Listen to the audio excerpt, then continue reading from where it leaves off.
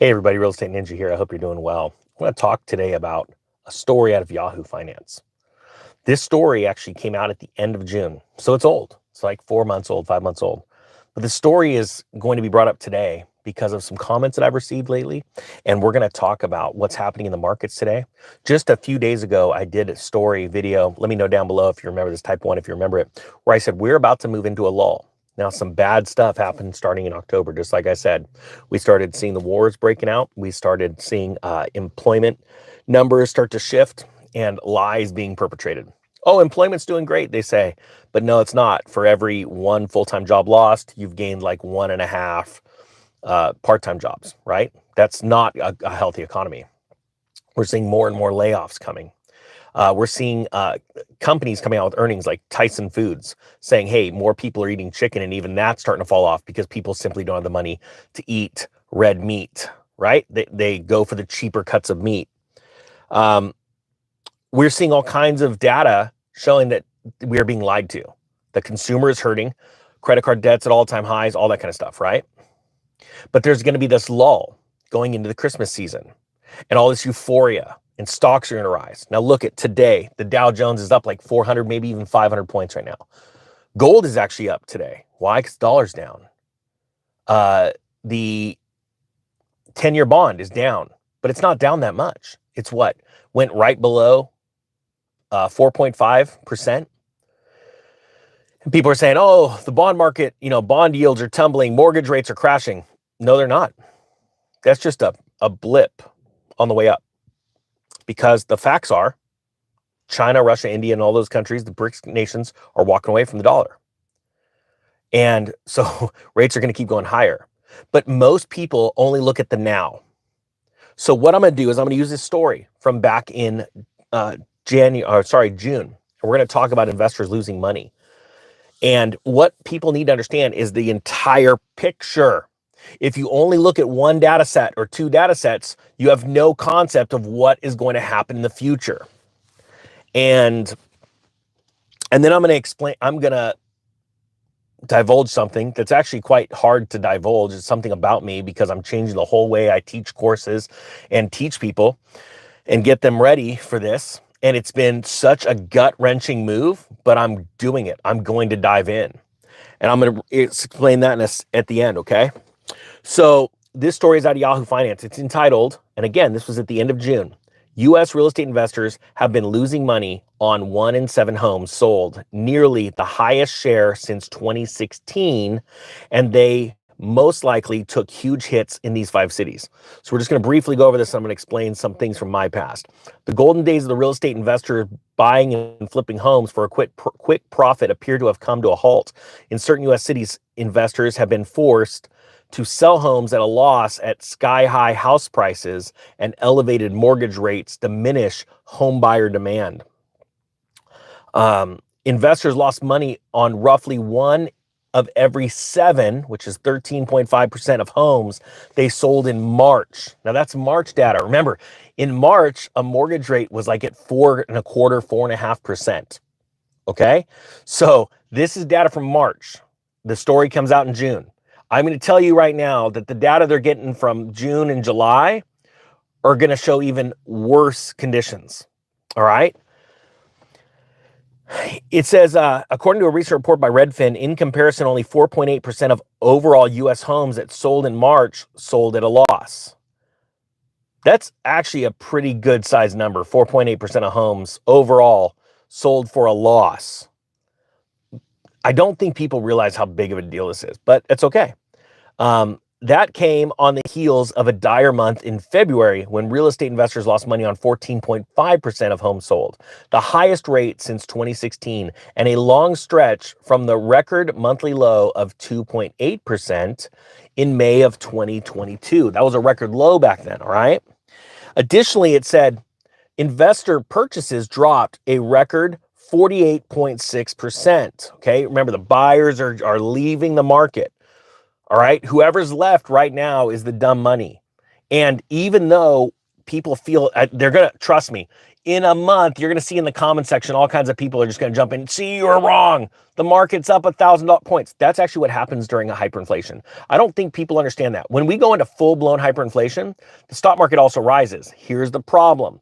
Venezuela, Turkey, Argentina, go look at their stock markets. And I'm just using recent history because you can't see we're not going to go in full-blown hyperinflation. We're going to have some things hyperinflate.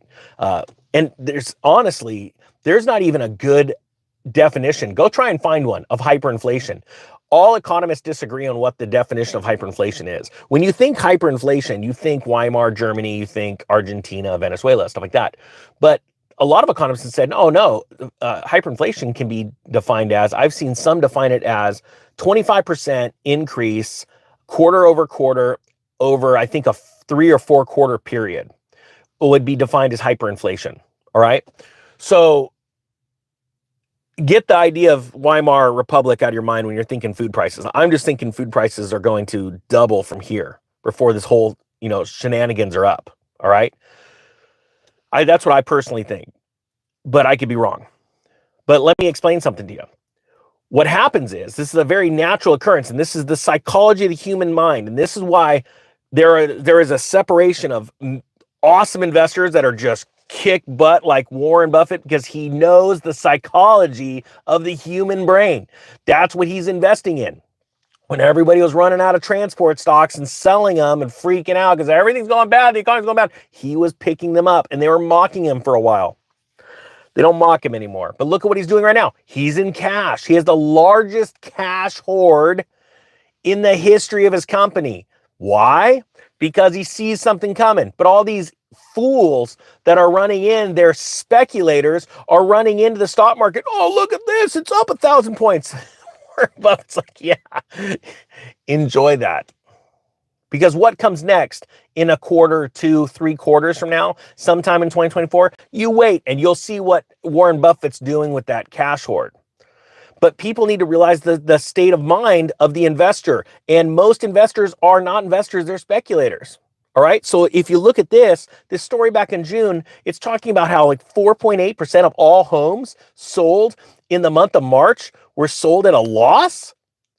That's actually a big number. When you start pushing double digits, and it doesn't take much, just a doubling from there really to get to double digits, right? That's when markets start to panic. 10% in anything, markets start to really move. They wake up and they go, what the heck's going on? What do you mean unemployment's at 10%? What do you mean house prices, 10% of 1 in 10 people, or 10% of all in homes being sold are at a loss? What? And it's when they start waking up. Again, it's a double digit. It's a psychological barrier. I used to explain this in crypto markets all the time. When I had Bitcoin and Bitcoin was hitting 1,000, it was 2,000, 3,000. I said, wait till it hits 10,000. It's a psychological burst in people's mind. Oh my gosh, it's arrived. It's going to go to 1 million just because they hit 10 grand. Well, it ran up to 19 and change, and then it came crashing down. And it's the same thing when it hit 20,000, then it hit 50,000. It's these psychological barriers that you got to break past, people. Okay, so let's dive back into this real estate story and explain a little bit more. So it says, additionally, I'll repeat this part, investor purchases dropped a record 48.6% in the first quarter of 2023 compared to a year ago. Redfin reports, as high interest rates and declining rents and home prices have apparently been eating into profits. This dispels the myth that buying and selling real estate is an almost guaranteed moneymaker, but the stats are still quite strongly in favor of the investors. Those are the stats based off of last March. Mortgages are about at a double right now. They're a little bit less because they pulled back a little bit. All right? There's a reprieve. But remember, the government is hyperinflating our currency. They printed over $1 trillion in debt in just the last quarter. Do you remember the milestone it was when the government had built up $1 trillion in debt in a year? Now it's like 10 weeks. And next year, I believe you're going to see a month where they go for $1 trillion in a month. I know it sounds crazy. And you're like, but what's that going to do? Well, it's going to continue hurting the inflation story. Even today, with the CPI coming out, like, hey, it's the coolest month for a while. Get ready. We've had a lot of those reports. Hey, it's the coolest month. And the next month, boom, up again. You're like, how did that work out? Well, seasonal adjustments. Oh, I'm just a headline reader. Most people are just headline readers. So it says here, it just goes on to tell you about how many markets, you know, like here, where homes are most likely to sell at a loss. I've done stories on this. We've got losses across the country. The median home price has dropped. It doesn't matter where you are in the country, everything's dropping now. Now, at this point, it's just a little bit. But remember when I came out in June of 2021, I said, we hit the top. This is the top. I said, anything you see as far as price, this is the top of the real estate market. We're talking about velocity of sales, a healthy market. This is it. Boom. From now on, it busts. Now, prices trended up in a lot of locales. And people are like, yeah, see, Ninja, you're wrong. And I said, nope. No, I'm not wrong. This is how a real estate market busts. And you have to identify all these different cycles. You know, you could have a house that they say is worth $1 million until you try and sell it and you find out there's no buyers. It's not worth $1 million now because the velocity of buyers are gone. And that's what happened in June of 2021. And I want people to understand that if you stop looking at price and start to look at the cycles, you'll make a lot of money, not because you're buying and selling at a profit. It's because you're saving a ton of money when you pull back and wait. I'm going to share 2 comments I got the other day, and then I'm going to tell you the truth about what I just did with my course. And it's honestly one of the hardest things I've ever done. And I'm going to tell you why I did it, because I want to be totally transparent. And then I'm also going to tell you how I learn from what a pastor told me a long time ago. This is a comment. These are real comments. I just screenshot them. So thank you, Christina. I'll leave the rest out. It says, okay, let me give you a little backstory. So you know how I've been selling a real estate course since this last December? It's been amazing. Just filmed a commercial. It's about to go out from, you know, where I interviewed people that have taken the course and what they thought about it. And I had to make the conscious decision because a mentor of mine came to me and says, Ninja, you've got to charge a ton for this course. He'd seen the course. He was a real estate investor, owned a couple of very successful businesses. He's like, you need to charge a lot for this course. No one's going to take you serious. I'm like, yeah, but it's really tailored towards, it's like a beginner course because it's about real estate cycles and teaching people where we are in the cycle, how the cycles work, and then how to start getting ready right now, how to take those actionable steps. And he says, yeah, but no one's gonna take you serious. And I'm like, but you know, I've got to at least try to get it out. What I care about and what always broke my heart were the people that never believed in themselves to even buy their first home, let alone their first rental. And a little backstory was my wife, we left, and oh man, it still pisses me off. We went to a mortgage broker. We had picked a house that we wanted. We were looking for homes. And I had to get pre-qualified to go look at homes with an agent. And we found one we liked. So before we went and looked at it with the agent, looked the outside, looked at the inside real quick. Okay, we got to get, and the agent's like, you got to get pre-qualified. And the market was tanking right then anyway. Not in price, but the interest rates were tanking, but there weren't a lot of buyers. All right. I go over that in my course, why that happens. And it's an awesome phenomenon, actually. And once you see it, you get a lot of, anyway, sorry, I digress. You just get a lot of confidence in what you're doing. So we run over to the mortgage broker, and my wife is pretty timid, amazing woman, but not all of us have a ton of confidence, right? I could do whatever I set my mind to kind of thing. That's been my personality. She's not that person. When we went to the mortgage broker, the lady actually laughed at us. We sent her all of our information, sat it in front of her, and she just laughed. She literally physically laughed at us. And my wife started crying, and oh man, I lost it. I went ballistic on her. And I mean, not yelling, but I told her in very serious terms, you don't know what you're talking about. How dare you make my wife, you know, get upset and embarrass us like that? You have no right to do that. So what happened? I didn't accept the word no. My wife did. And we got into it that night because I'm like, we're going to get a loan. And that house sold. And now she's really upset. We found a better house. Within 45 days, we were in a home that was newer, larger, and less expensive. and we got our loan. I learned a lot at that point. One of the things I learned was my first loan, I was getting ripped off by a mortgage broker in our town. And I actually, because I didn't know anything about buying a home and I didn't know anyone that was investing in real estate, I didn't have anyone to go to. Because like I said, interest rates were collapsing. There were no buyers. Nobody was around buying homes. So I couldn't go to my friends or family and ask them for advice. I went to an attorney and I paid him $500 to read my loan docs, my everything. And that was a lot for me back then. That was a lot. He pointed at something. He said, it all looks good, but that looks weird. That looks weird. That's all he said. That looks weird. It was an origination fee of $10,000. And I went, okay. He goes, go ask them about that. That doesn't look right. That's all he said. You think you'd get a little bit more out of somebody you just paid $500 for, but that triggered something in me that would have it forever changed me. And that was, I went to go sign the loan docs, and I went to my escrow officer and I said, hey, you know, the loan has to be funded. Everything's got to close by tomorrow. There's a certain time period. You know, you got to sign the docs, it funds, you buy the house, because these docs are only good for a certain amount of time. And I said, hey, my attorney says I should not pay this. What is this about? And she goes, well, I can't give you any advice. So let's get the lender on the phone. She calls the broker and I could hear him say, well, does he want the house or not? That was his answer to, he doesn't want to pay this fee of $10,000. And he said, does he want the house or not? I get on the phone.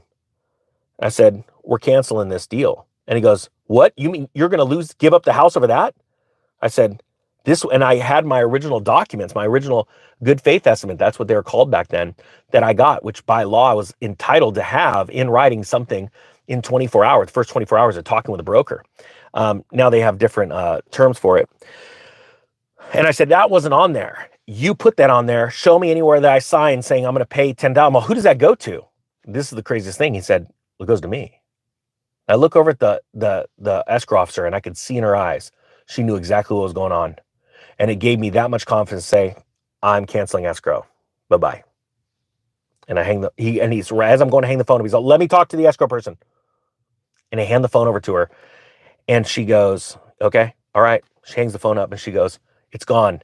So I want to tell you this right now. I have watched that man take advantage of so many people. And by law, I cannot, because I'm not a legal authority, I cannot stop it. I cannot warn the people. You're the first person to have that taken off.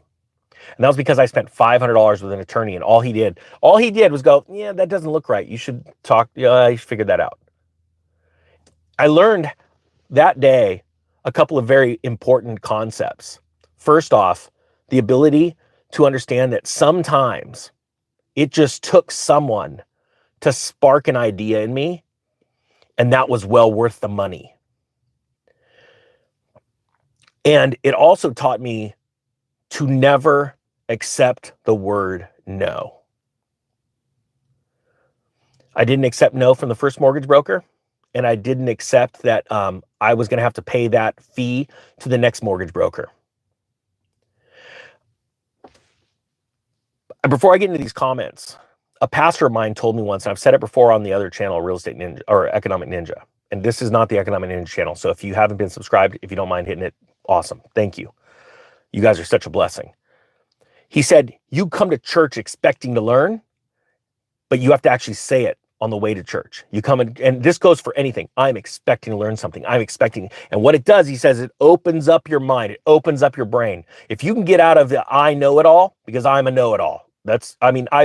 I had to break those chains of being a know it all throughout my life and get quiet sometimes. I only speak in a room when I believe that I know enough to speak. If I'm in a room with people that I can learn from, I shut up and I ask tons of questions. Most people can't do that. So I'm going to explain, quite frankly, what's been going on with these courses. And at this point, this isn't to sell the course. This is to be totally honest with you. I just got this comment from Christina, the first one. The first real estate course was life-changing, potentially saved me thousands. Grateful for what you do to help the hardworking middles purchase, or sorry, for helping the hardworking middle class is what she means. Purchasing the next course, which is better than any college class. And I thanked her profusely for that comment. And then this other comment, and then I'm going to explain what I just did. I enrolled, this one comes from Lal Burns. I enrolled in the real estate course and I recommended it to every person watching. I'm old and have vast real estate knowledge, so I advise all to get ready, just like the ninja said. You go, ninja. I said, thank you. So this is what I did. When I first started, launched that course, I wanted to give it for the lowest price I could, so that, because that course was about how to identify real estate cycles and how to prepare right now, how to prepare your personal budget, how to identify real estate that you're going to buy in the future, how to set up, you know, your goals and all that kind of stuff. I mean, it was like fully encompassing. It was a basic course, but even investors with like 50 rentals and 900 rentals said to me, they got a lot out of the course. Even if it's basic, they're like, man, because they're the type of people, they're the successful people that know how to grab information and pull little bits of information out of things. Matter of fact, it's a gift when you can pull information out of people. Most people are so caught up in their own life, they don't know who's sitting right next to them. And that information, if they ask the right questions, they can glean and change their entire life. So what I did is, the reason why that lady Christine said that she's buying the next course is because what I did is, the other night, I sent an email to all my current students and I said, here's the deal. That course is now complete. I definitely know that I gave, because I used to always say, I'm going to raise the price, I'm going to raise the price. I used to always have to ask myself, do I know that I can put out a product where I can save someone? And I've asked this to people. It said, if you spent $1 and I could save you $2, would you? And they say, no, it's just $2. I said, if I could save you a 200, would you do it? Oh yeah, I do that. But what if I sold you something for 200 and I saved you 200? Would you do that? No, probably not. Most people wouldn't. So I had to ask myself, at whatever price point I sold that course at, and I'm probably speaking to some people right now that are going to learn something about your value that you need to hear. Because I'm going through a learning process constantly, and this one's been gut wrenching for me. I knew when I used to tell people, hey, at $199, I will show you, I will teach you enough about these real estate cycles. Sometimes just holding back, and because you have the information and knowledge, you can see what's going to come next based off of history repeating itself. You'll save 5 times that course, and you'll probably make 100 times that course, which is only $20,000, in your next real estate purchase. And I've succeeded in that. Well, what I did was I gave it for 1 year. The end of this whole course being available ends at the end of December, because that'll mark, it's actually the 3rd week of December, 1 year where I gave it away for that price. I have, just like that lawyer, I spent a gut wrenching at that time, $500, and he just motioned me into saving $10,000. He didn't even know, because that's something that could be agreed upon between, he didn't even say, he's like, did you sign anything on that? Did you? No. And he could have right there, it's like, dude, you don't, you know, he could have been real abrupt. All he did was like, you know, that doesn't look right. Why don't you ask about that? That seems like a lot. That's all I did. And it saved me a lot of money. Well, what I did is I am now going from how to prepare for the real estate crash, even for people that have, you know, 2, 3, 4 rentals. Now I'm moving into this next course. We're now in the bear market. Everything's crashing down around us. It's all over the news. This is how you're going to buy the real estate. This is when you're going to buy the real estate. This is, in my past, personal experience, this is how you're going to buy your first property, and then subsequently during this cycle down, refi, get properties for 0 down. How to get the most out of your property, how to use the checklists that identify all of the issues, how much the rehabs are going to cost, all of that stuff. And I said, I'm going to give you guys X, a deal for this course, because you've bought the other courses. I'm going to even show you the book. I've been studying about this for a long time. And it was tough because they said you can only go 2 ways. And I chose the harder way. They said you go and you know how much your stuff is worth and you go and charge the mint and you get the best students and they pay attention the most. I used to give that example where when you loan a book out, all I got is this right now, this is my pad of paper, but you loan the book out that you bought, somebody that just borrows it is less likely to read it than somebody that bought it, right? I learned that lesson a long time ago in financial books. I was loaning them out and I was never getting them back. And the people didn't read them to boot. And so they said, if you go expensive, you're going to be taken serious. Sad because it's the same information. If you go cheap, you're going to be taken less serious and you're going to get type of people, they want everything for nothing. They want to get rich quick. But I said, you know what I got to do? I'm going to go the hard way. And so I started low and I'm going high. And I said, I don't care about the 99 people that go, I want everything for nothing, I'm going to complain. I want the one person that comes back to me later on and says, I bought 50 rentals. Thank you. And so I've never also heard of somebody that does what I do being this blunt and honest. But again, I could care less about the people that hate. I care about the people that are doing something with this information, that are out there crushing it. And so that's been my brand this entire time, is just brutal honesty. And I have to be honest with you, it is gut-wrenching to send out that email. All right, I'm sending out this thing. It's going to be a lot more. And in this next year, you will not even hear me talk about the course in the first part of the year at all. It'll be closed and done because there are other people in this world that have watched my stuff and they believe in it so much, they want to pick it up and take it on. And they know the perfect investors for this information. And it's been an amazing blessing. The only thing I asked is I said, let me give this opportunity, this last opportunity to everybody that follows me before I move on. Because I said it a while back, and I think it's very important that all of us understand this. We have to claim things. And I want to go down as an instructor or a teacher that motivated, that gave you the tools to succeed and put you into a position where all you did was believe in yourself. I don't want you in my position where your wife or your spouse is upset or crying because you're being laughed at by a loan broker. I want you ready to attack. And I'm going to give you the tools to do it. So just being totally transparent, everybody that's in the real estate crash course, if you bought it, no matter if you paid the $199 or $250. Oh, and if the people that paid the $250 and the ones that got in before that, I just gave that last free course because I gave all of you guys 2 free courses because you got in on a certain date. When I said, hey, it's never going to be this much again, it's because I gave you those 2 courses. Those are in your email box or in your account. But you'll have the opportunity to buy the next course. It's if you own that course, you have an email in your box, or you can email me and I can give you the link, and it's $499. And starting, it ends Thanksgiving Day. And on Thanksgiving Day, the pre-release of that video before, because I start filming tomorrow, actually, the new course. And it's going to take like 10 weeks to film this thing, to film, edit, and do all that stuff. It's going to be $999.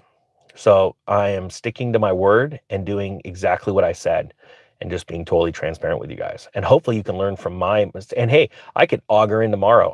Everything can fail. But you know what I'm going to do? I'm going to keep trying. And so I think everyone can learn from this, from my learning situation. And that's what I want to keep doing, is just keep sharing with you. This channel is absolutely blowing up because of you. And I'm so grateful. It's such a blessing. And I'm about to make some really difficult decisions in life too. But I, again, have to stay true to everything I've been saying to my subscribers and to everyone on this channel ever since I started.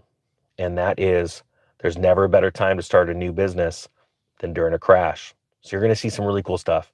I can't wait to share it with you, as long as YouTube keeps me going, lets me go, because the Ninja channel's, it's a little tough right now over there. All right, with that being said, I thank you so much for watching. The Economic Ninja is out. Oh, wait, hold on. I'm the real estate ninja. Okay, real estate ninja is out.